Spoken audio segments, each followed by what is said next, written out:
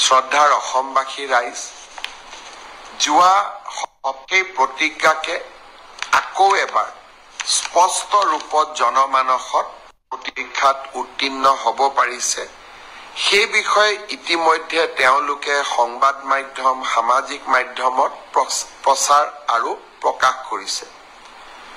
তৃতীয় শ্ৰেণী, চতুৰ্থ শ্ৰেণী, ৰাজপত্ৰিত বিষয়া, লোকসেৱা আয়োগৰ পৰীক্ষা, এই সকলো বিলাকতে মেধাৰ ওপৰত যি এক নিযুক্তি প্ৰক্ৰিয়া আমি যোৱা 3.5 বছৰত স্থাপন কৰিব পাৰিলো, সি ভাবো আৰু মই অনুভৱ কৰো সি আমাৰ চৰকাৰৰ কাৰ্যকালৰ এটা হাই পইণ্ট, অৰ্থাৎ এক সৰ্বশ্ৰেষ্ঠ সফলতা হৈ থাকি যাব।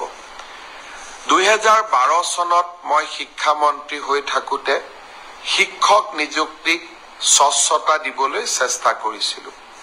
আজি 2024 চন পাৰ হৈ যাব, 25ত আমি ভৰি দিম।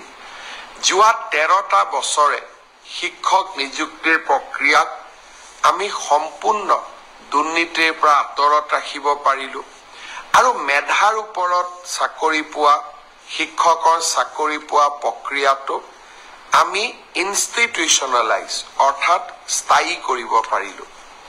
যোৱা 3টা বছৰত লোকসেৱা আয়োগৰ পৰীক্ষাকো আমি এক নিৰ্মল গংগালৈ ৰূপান্তৰ কৰিলো আৰু এইবাৰৰ এডিআৰই পৰীক্ষাক যদি আমি নিকা আৰু সম্পূৰ্ণ শুদ্ধ স্বচ্ছতাৰে কৰিব পাৰো, তৃতীয় আৰু চতুৰ্থ শ্ৰেণীৰ নিযুক্তিও এক নিৰ্মল গংগাত পৰিণত হ'ব।